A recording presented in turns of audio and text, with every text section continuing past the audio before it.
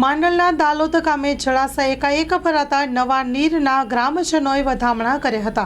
તાજેતરમાં અમદાવાદ ગ્રામ્યના માંડલ મથકમાં અને તાલુકાના ગ્રામ્ય વિસ્તારોમાં સચરાચર મેઘમહેરને લઈને જળાશયો, કૂવાઓ, ચેકડેમો ગામે ગામ ભરાઈ ગયા છે।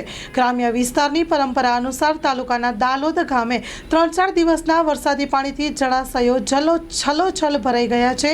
આ જળાશયમાં નવા નીરની આવક થતાં ગ્રામજનો દ્વારા ગુરુવારે તળાવના વધામણા કરવામાં આવ્યા હતા। 10:30 કલાકે ગ્રામજનો ઢોલના તાલ સાથે તળાવ સુધી પહોંચ્યા હતા।